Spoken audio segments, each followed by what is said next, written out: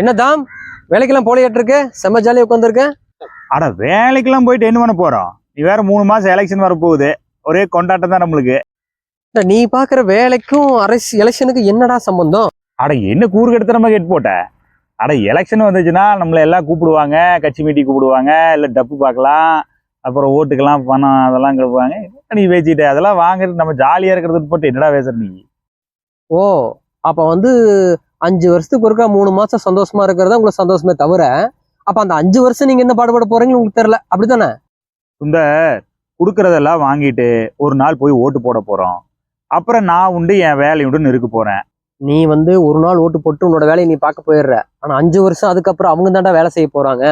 அந்த வேலைக்கு நீ சம்பாதிக்கிற காசுக்கு நீ திருப்பி கட்டக்கூடிய பணம்னு பாத்தீங்கன்னா நீ 3 மடங்கு சேர்த்தி தான் கட்டுவ.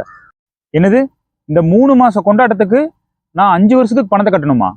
இப்போ உனக்கு ஒரு உதாரணத்துக்கு நீ ஒரு 5000 ரூபாய் பணம் நீ எனக்கு கொடுக்குறேன்னு வச்சுக்க.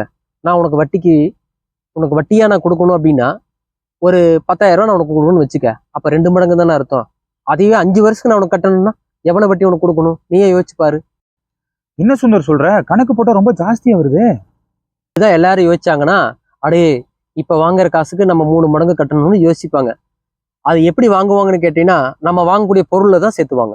நீ என்னென்ன பொருள்லாம் டெய்லியும் காலையில இருந்து நைட்டு வரைக்கும் பொருள் வாங்குறியோ அத்தனை பொருளிலுமே அந்த காசு அடங்கியிருக்கு.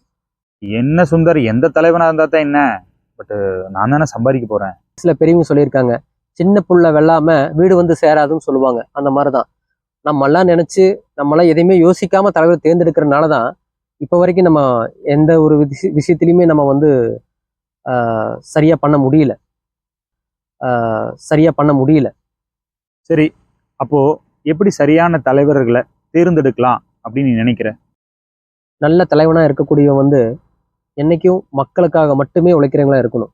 இலவசங்களை யார் அறிவிக்கிறாங்களோ அவங்க நம்மளை பொறுத்தளவுக்கு நல்ல தலைவர்களே கிடையாது.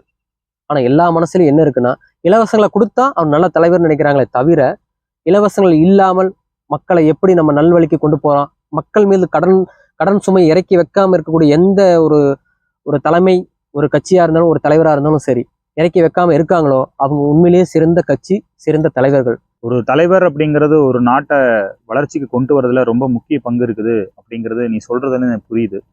ஸோ ஒவ்வொருத்தருக்கும் அந்த பொறுப்பு உணர்வு கண்டிப்பா இருக்குதுன்னு அப்படின்னு தெரியுது. ஸோ என்ன சார்ந்து இருக்கிறவங்க கண்டிப்பா இந்த முறை ஓட்டு போடும் பொழுது பணம் அப்படிங்கிறது செகண்டரி ஆகும். நம்ம நாட்டில் ஒரு நல்ல சிறந்த தலைவரை கொண்டு வரணும் அப்படிங்கிறது முதன்மையா வச்சுக்கிட்டு எல்லாத்துக்கும் கொண்டு போய் சேர்த்துனேன் சுந்தர்.